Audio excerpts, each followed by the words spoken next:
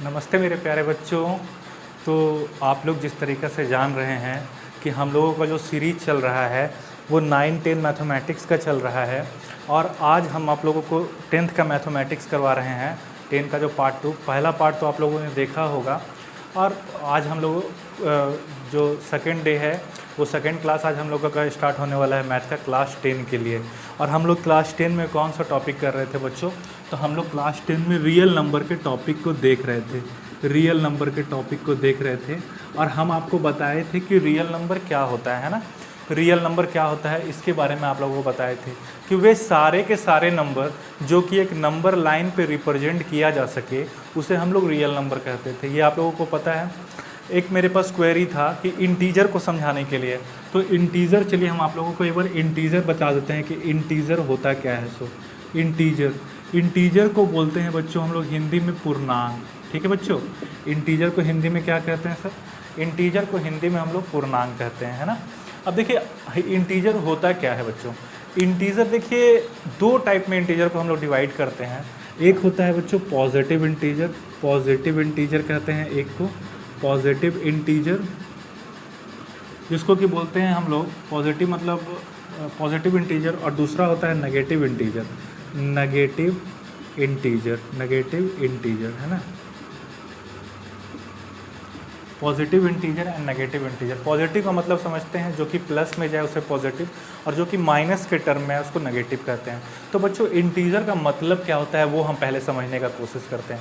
तो कोई भी वैसा नंबर जो खुद में कंप्लीट नंबर हो, like 25, 29, 30, 100, 200, 500, these are integers. Okay, क्यों इंटीजर है ये? चूँकि ये एक कंप्लीट नंबर है ना।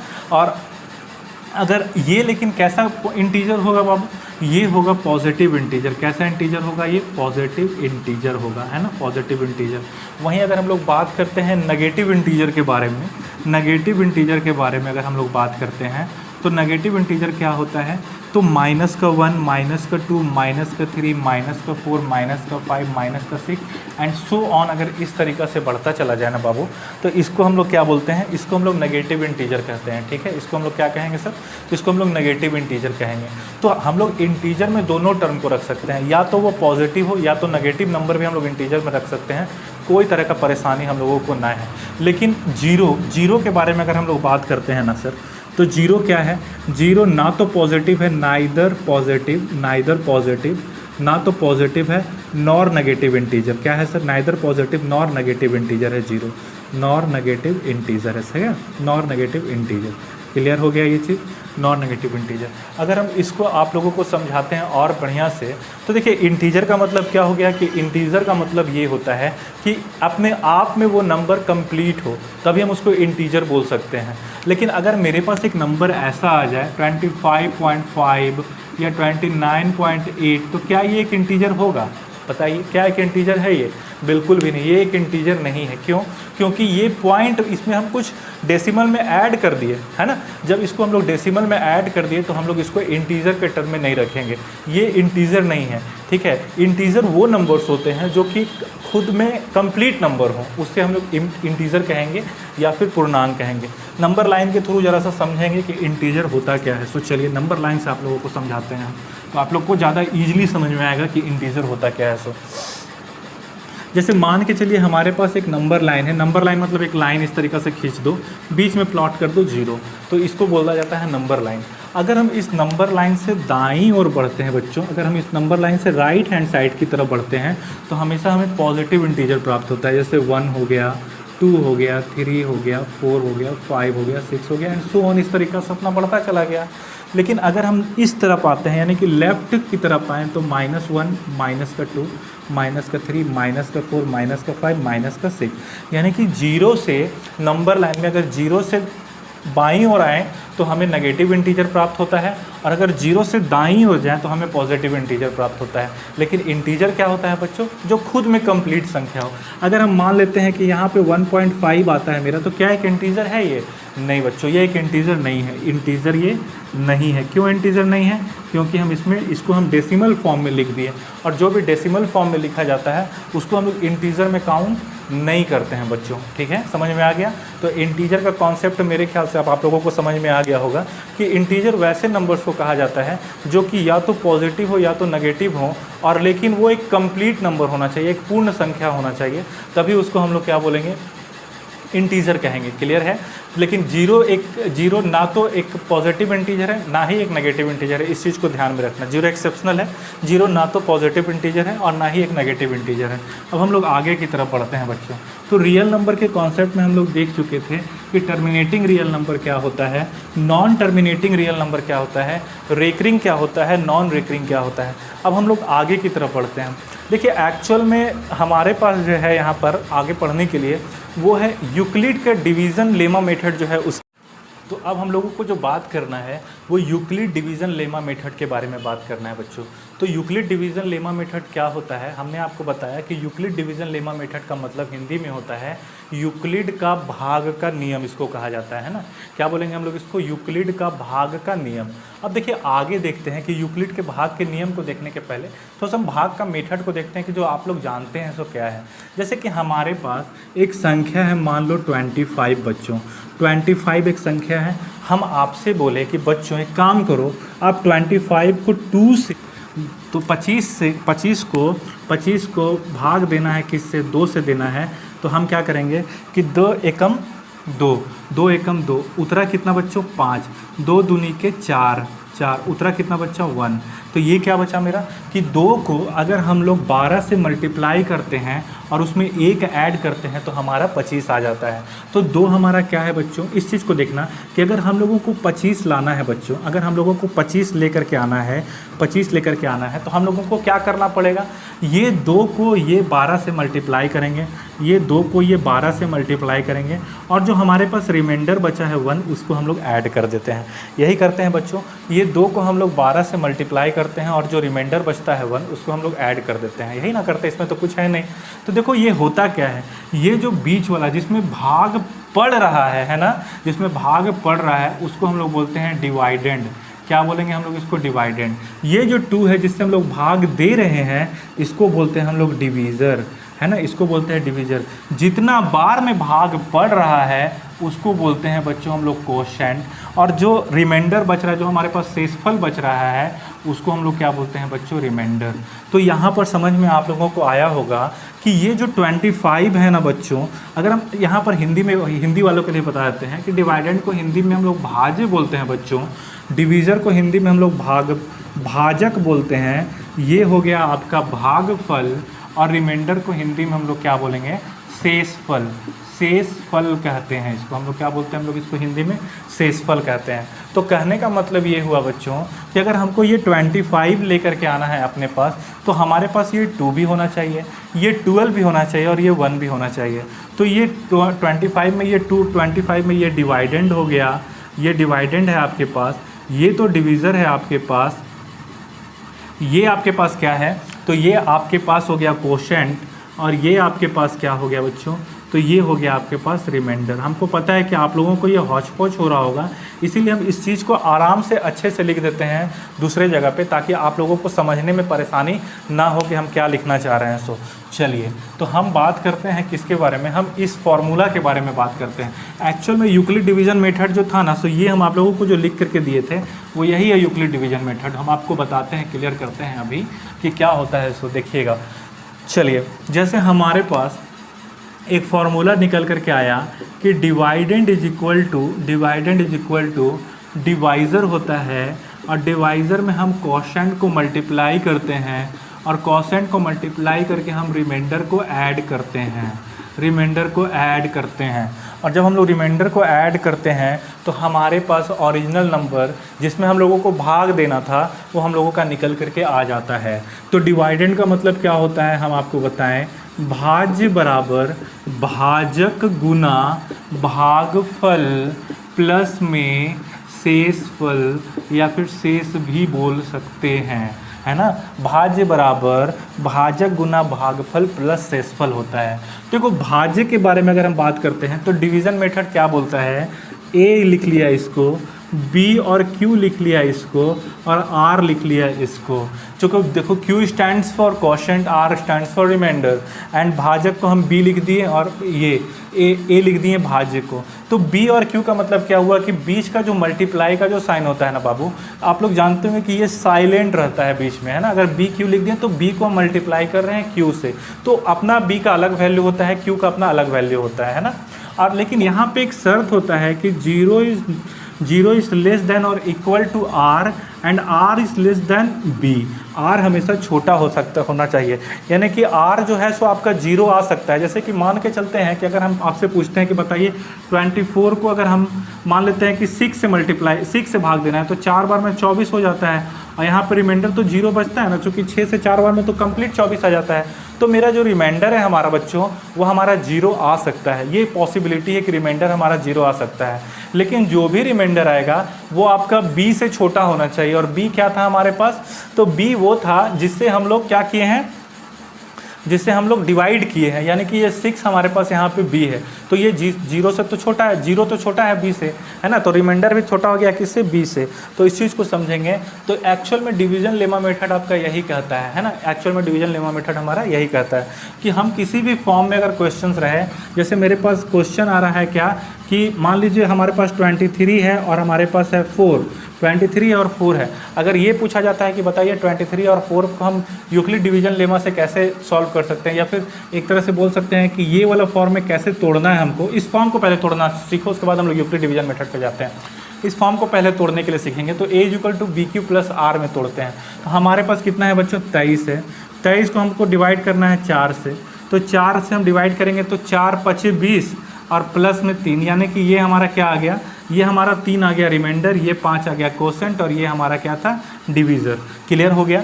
यहाँ तक तो सारा का सारा टर्म क्लियर है बच्चों। अब कुछ एग्जाम्पल के तौर पे हम लोग इस चीज़ को समझने का कोशिश करते हैं।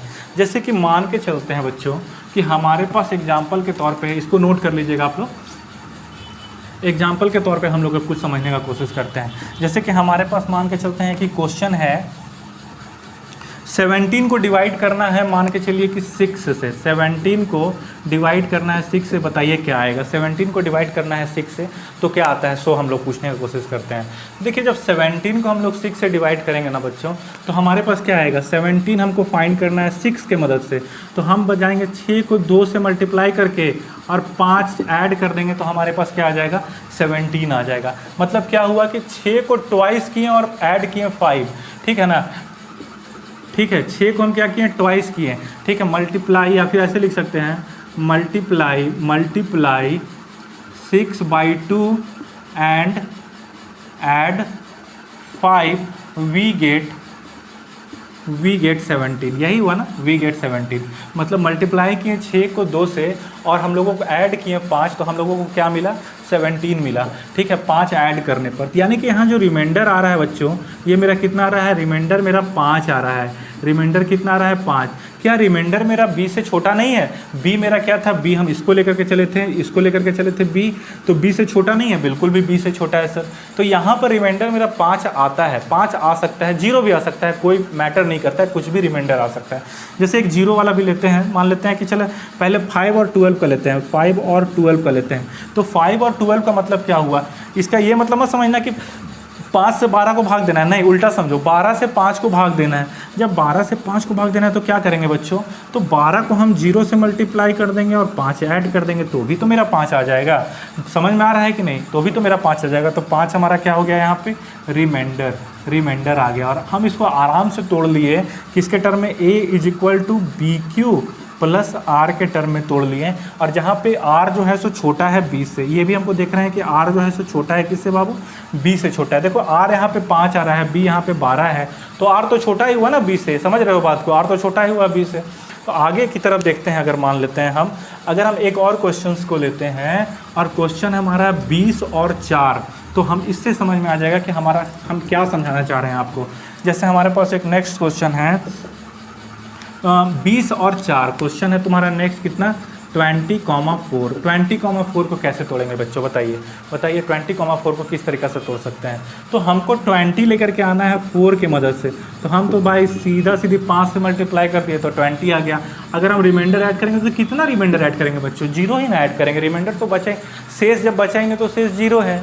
जब शेष आपका देखिए, शेष जब आपका बचा ही नहीं तो शेष का मतलब क्या हुआ 0, तो शेष हम 0 ही ऐड करेंगे ना यहाँ पे, है ना, तो शेष 0। तो हम क्या बताएं कि रिमाइंडर आपका कुछ भी हो सकता है, रिमाइंडर आपका यानी शेषफल आपका कुछ भी हो सकता है। शेषफल आप 1 ले सकते हो, शेषफल आपका 2 भी आ सकता है, शेषफल आपका 3 भी आ सकता है, कुछ भी आ सकता है, और या फिर आपका शेषफल 0 भी आ सकता है। इस चीज़ को ध्यान देना, मतलब शेषफल आपका 0, 1, 2, 3 अब तो कुछ भी आ सकता है शेषफल, है ना, शेषफल आपका कुछ भी आ सकता है।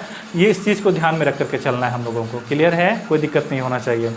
अच्छा, शेषफल के साथ साथ मेरा कोसेंट भी 0 हो सकता है, इस चीज़ को ध्यान रखना। कोसेंट जो है, कोसेंट भी 0 हो सकता है, यानी कि Q और R कैन बी 0, ठीक है ना, Q और R दोनों 0 हो सकते हैं, Q एंड R दोनों 0 हो सकते हैं। किसी भी क्वेश्चन को अगर हम सॉल्व करते हैं तो उसमें अगर Q और R दोनों 0 आ रहा है तो उसके लिए पैनिक होने का ज़रूरत नहीं है, है ना, दोनों 0 हो सकते हैं, दोनों 0 हो सकते हैं। चलिए अब आगे हम लोग बढ़ते हैं कि क्या होता है, इसको समझते हैं ज़रा सा। चलिए देखिए, यूक्लिड डिवीज़न लेमा मेथड जो है, या यूक्लिड डिवीज़न लेमा इसको बोलते हैं, या फिर आप इसको बोल सकते हैं कि ऐसे बोल सकते हैं, यूक्लिड डिवीज़न एल्गोरिदम भी आप इसको बोल सकते हैं, है ना, या तो आप यूक्लिड डिवीज़न मेथड बोलिए या यूक्लिड डिवीज़न एल्गोरिदम बोलिए। आपका क्वेश्चन इसी तरीक़ा से आएगा कि by using Euclid division algorithm solve this HCF और सॉल्व दिस प्रॉब्लम, इस तरीक़ा से, है ना। तो चलिए हम लोग सॉल्व करके देखते हैं यूक्लिड डिवीज़न मेथड क्या कहता है। तो एक नॉर्मल तरीक़ा से हम लोग सॉल्व करते हैं Euclid division lemma, Euclid division lemma, Euclid division lemma, Euclid division lemma, है ना, यूक्लिड डिवीज़न लेमा। तो यूक्लिड डिवीज़न लेमा जो है ना बाबू, ये आपका मेन HCF को फाइंड करने के लिए निकलता है। HCF क्या होता है बच्चों, HCF होता है हाईएस्ट कॉमन फैक्टर। क्या होता है HCF, होता है क्या, हाईएस्ट कॉमन फैक्टर।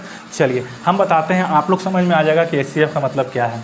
अब जैसे मान के चलते हैं कि आपके पास दो दिया हुआ है, मान लीजिए 2 नेचुरल नंबर आपके पास दिया हुआ है और आपको फाइंड करने के लिए कहा गया कि बताइए HCF क्या है इसका।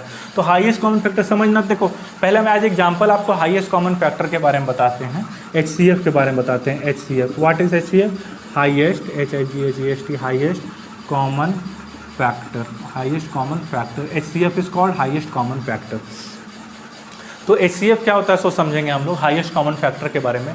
जैसे कि मान लीजिए कि हमारे पास एक संख्या है 15 और एक संख्या है 16। क्या क्या संख्या है हमारे पास बच्चों, एक संख्या है 15 और एक संख्या है 16। अगर हम 15 को तोड़ते हैं बच्चों तो हम किस में तोड़ेंगे, 3 × 5 में। अगर हम 16 को तोड़ते हैं तो या तो 4 × 4 में तोड़ दो या तो 2 × 2 × 2 × 2 में तोड़ दो।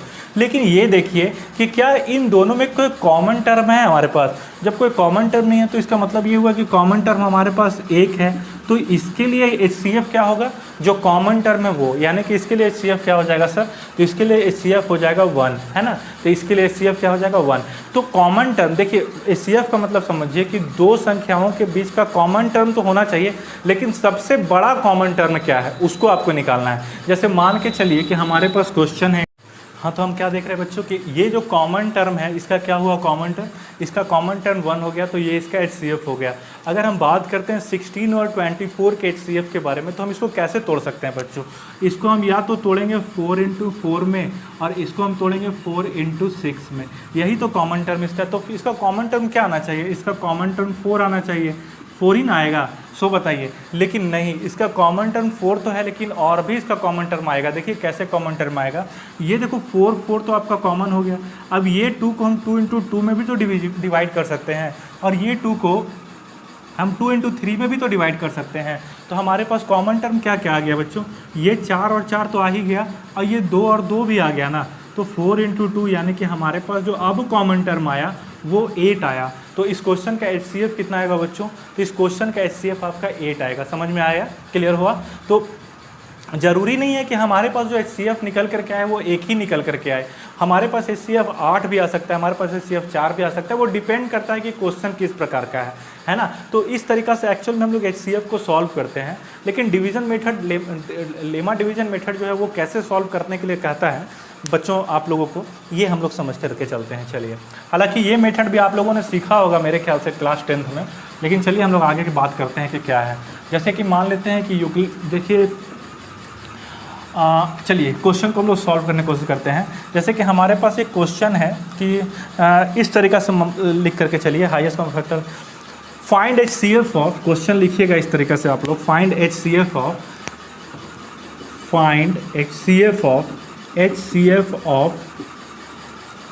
455 and 42, 455 and 42 by using Euclid division method को या लेमा मेथड को हम लिखे, जो भी आपको लिखना है आप लिखिए आगे, है ना। हम इस तरीक़ा से कैसे फाइंड करते हैं इसको, तो देखिए ऐसे अगर देखा जाए तो आपको करना क्या है, आपको ये जो फॉर्म है इसको आपको तोड़ करके लाना है किसमें, A = BQ + R में, और इस तरीक़े से सोवन आपको बढ़ते ले करके हमको आना पड़ेगा क्या, इसका HCF, है ना बच्चों, समझ में आया। देखिए HCF ऐसे निकालने का जो तरीका होता है, जो किस तरीक़ा से होता है हम आपको बताते हैं। जैसे मान लीजिए कि 455 हमको HCF फाइंड करना है, किसका बच्चों, HCF हमको फाइंड करना है 455 का और 42 का, है ना। HCF फाइंड करना है हमको 455 का और 42 का। तो इस कंडीशन में हम किस तरीक़ा से हम लोग HCF फाइंड करते हैं सो बताते हैं हम आपको। देखिए 42 है ना, जो छोटा टर्म है उसको आप उठा लीजिए, 42 से आप 455 को डिवाइड कीजिए, है ना। 455 को डिवाइड करेंगे तो कितना बार में जाएगा बच्चों, 42 से तो एक बार में चला गया 42, है ना, 42 चला गया। अब मेरे पास जो रिमाइंडर बचा वो कितना बचा, ये तो 5 उतर गया, अब 5 में से 3 गया, 5 में से 2 गया तो कितना बचा बच्चों, 5 में से 2 गया तो 3, यानी कि 35 बचा।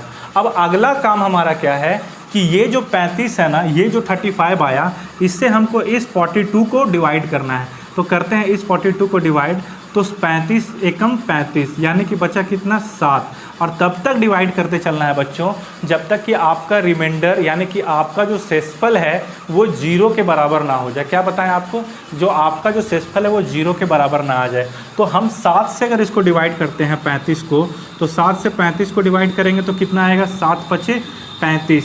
जब 7 × 5 = 35 तो रिमाइंडर आ गया मेरा 0। जब रिमाइंडर 0 आ गया तो इसका HCF क्या हुआ बच्चों, इसका HCF हो गया 7, जिससे जो संख्या से भाग करने पे हमारा रिमाइंडर 0 आता है, जो संख्या से भाग करने पे हमारा रिमाइंडर 0 आता है, उसको हम लोग क्या बोलते हैं, उसी को हमको HCF कहना पड़ता है, या उसी संख्या को हम लोग HCF कहते हैं, है ना। तो हम आपको बताएं कि HCF नॉर्मली हम लोग किस तरीक़ा से फाइंड करते हैं, वो ये तरीका होता है। लेकिन अगर यूक्लिड साहब के बारे में देखा जाए तो यूक्लिड साहब ये बोलते हैं कि आप किसी भी क्वेश्चन का HCF अगर आपको निकलना हो तो आप इसको BQ + R के फॉर्म में तोड़ दीजिए, है ना, BQ + R के फॉर्म में तोड़ दीजिए। चलिए BQ + R के फॉर्म में तोड़ करके देखते हैं। तो 455 है मेरे पास, अगर हम BQ + R के फॉर्म में तोड़ते हैं इसको, तो मेरे पास क्या बचेगा, 42 आएगा सर, बिल्कुल आएगा 42। 42 में हम 10 से मल्टीप्लाई करेंगे सर, 10 से मल्टीप्लाई करेंगे तो 420 आ गया सर। 420 में हम 35 ऐड किए सर, तो 35 ऐड किए तो मेरा क्या आ गया, मेरा आ गया 455। लेकिन मेरे पास रिमाइंडर 35 बच गया ना यहाँ पे, और जब रिमाइंडर 35 बच गया तो फिर से मेरा काम है कि 42 को हम 35 से के यूज से लेकर के आए, तो 35 × 1 + 7, फिर 7 बच गया, 7 बच गया तो मतलब फिर से हमको करना पड़ेगा, है ना, फिर से करना पड़ेगा। किस में करना पड़ेगा, अब ये 35 में करना पड़ेगा, 35 लाना है। 7 × 5 = 35, रिमाइंडर तो बच गया 0, और जब रिमाइंडर 0 बचा तो हम क्या बताएं कि जिस संख्या से आप भाग दे रहे हैं, यानी कि ये 7 है, तो आपका HCF क्या हो गया बच्चों, HCF हो गया आपका ये वाला 7, है ना, ये 7 आपका HCF हो गया। तो यूक्लिड डिवीजन लेमा मेथड आपको यही बोलता है कि आप किसी भी क्वेश्चन है उसको BQ + R के फॉर्म में तोड़ लीजिए, और तब तक उसको भाग देते जाइए, जब तक कि वो आपका रिमाइंडर 0 लेकर के ना आ जाए, है ना। जब तक कि वो आपका रिमाइंडर 0 लेकर के नहीं आ जाए तब तक आपको उसको भाग देते जाना है। क्लियर है, समझ में आया यहाँ तक का सेशन, आज का सेशन मेरे ख्याल से आप लोगों को समझ में आ गया होगा। तो डिवाइडेंड का फॉर्मूला हम लोग यूज़ करके आराम से क्वेश्चंस को निकाल सकते हैं, किसी प्रकार का हम लोगों को कोई परेशानी इसमें नहीं है, है ना। तो यहाँ तक आप लोगों को समझ में आया होगा डिवीजन लेमा मेथड, आप लोगों को समझ में आया होगा कि क्या होता है एक्चुअल में डिवीजन लेमा मेथड। अब इस पर जब हम लोग एक्सरसाइज करेंगे तो आप लोगों को समझ में आएगा कि किस तरीके से क्वेश्चन को एग्जाम में हम लोगों को देना है आंसर। तो हम आपको समझाने के तौर पे बताए थे कि देखिए इस तरीके से यूक्लिड डिवीजन लेमा मेथड को हम लोग यूज़ करते हैं बच्चों। क्लियर है, समझ में आ गया आप लोगों को।